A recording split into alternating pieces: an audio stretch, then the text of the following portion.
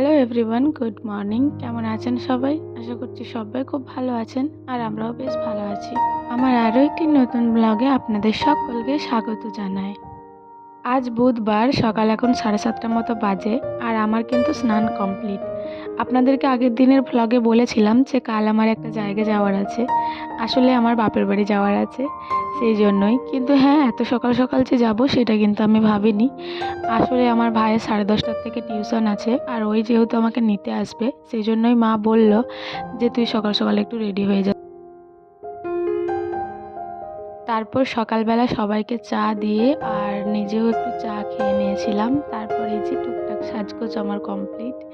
আর হ্যাঁ, স্নানের পরে আজকেও আমি মন্দিরটা একটু ধুয়ে মুছে দিয়েছিলাম। মা বলল তুমি যখন স্নান করে নিচ্ছ তাহলে তুমি একটু ধুয়ে মুছে দিয়ে যাও। তো সেটাও করা হয়ে গেছে। আর আমি যেহেতু এখনও কিছু খাইনি, তাই একটু ঠাকুরকে জলটা দিয়েই খাবো ভাবছি।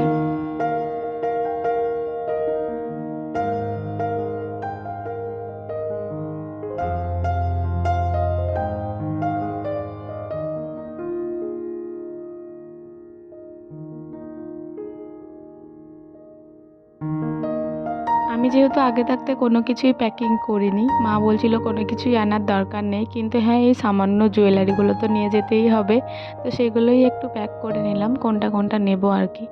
ভুলবশত আমি কিন্তু 3টে কৌটোই নিয়ে চলে এসেছি। আর আমার হাতে যে চুড়িগুলো পরানো ছিল সেগুলো খুলে এই যে নতুন যে চুড়ি কিনেছিলাম সেগুলো পরে নিলাম একটু। আর এই টুকিটাকি এইগুলো না নিলে তো হবেই না, তো সেগুলোও একটু নিয়ে নিলাম।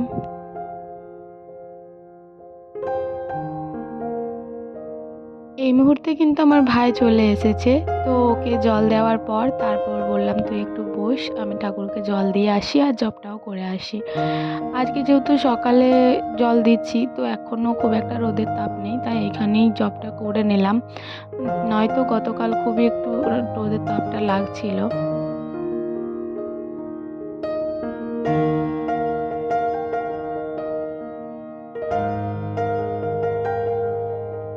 তারপর এই যে ঠাকুমাকে প্রণাম করে নিলাম আর যে জিনিসগুলো আমি গুছিয়ে রেখেছিলাম সেগুলোও ব্যাগের মধ্যে কুড়িয়ে নিলাম। আর মাদেরকে সবাইকে প্রণাম করে বেরিয়ে পড়েছি।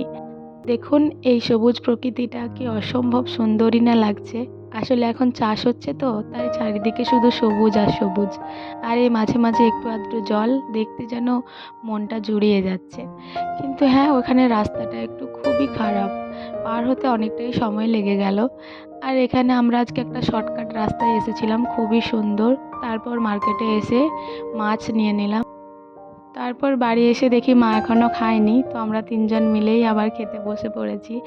অবশ্যই আমি শ্বশুরবাড়ি থেকে খাবার খেয়ে এসেছিলাম, কিন্তু কচুরি নিয়ে এসেছিলাম, তাই ভাবলাম আমি আর কিছু খাবো না, 2টো কচুরি খেয়ে নিই। মা আবার কচুরি খেলো, অল্প মুড়ি খেলো। আর ভাই, আমি, মা এখানে 3জনে গল্প করতে করতে বেশ অনেকক্ষণ ধরেই খাওয়া দাওয়ার করা হলো। তারপর বেশ অনেকটা সময় পার হয়ে এখানে মা বলল যে মামা বাড়ি থেকে যে দুধটা এনেছে ওটা একটু গরম করে দে। তো সেটাই আমি গরম করে দিচ্ছি।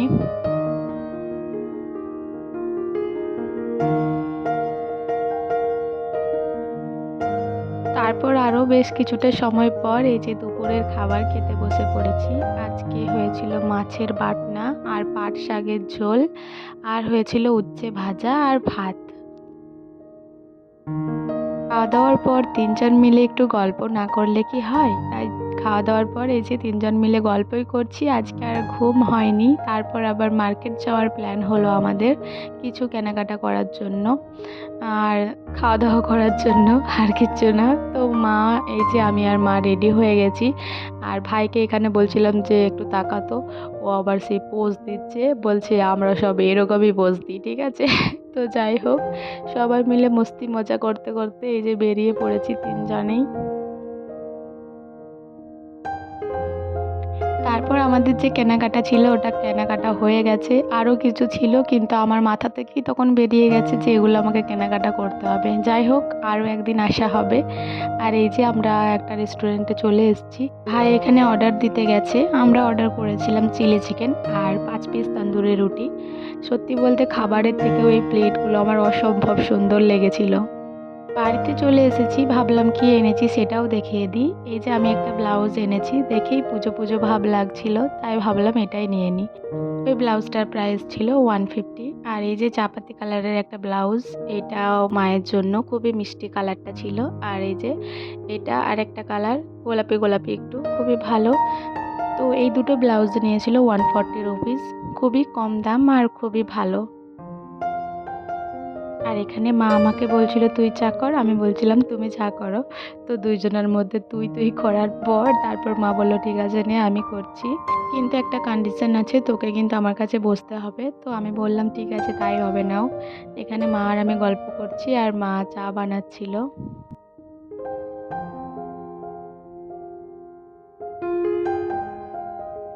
আপনাদের সকলকে অসংখ্য ধন্যবাদ যারা যারা আমার ভিডিওটি এতদূর পর্যন্ত দেখেছেন। তো আজকের ভিডিওটি চা খেতে খেতেই শেষ করে দিচ্ছি। ভালো লাগলে অবশ্যই লাইক করবেন, কমেন্ট করবেন আর সাবস্ক্রাইব করে আমার চ্যানেলটির পাশে থাকবেন। আবারও দেখা হবে কাল ঠিক বেলা 12টায় নতুন একটি ভিডিওর সাথে। ধন্যবাদ।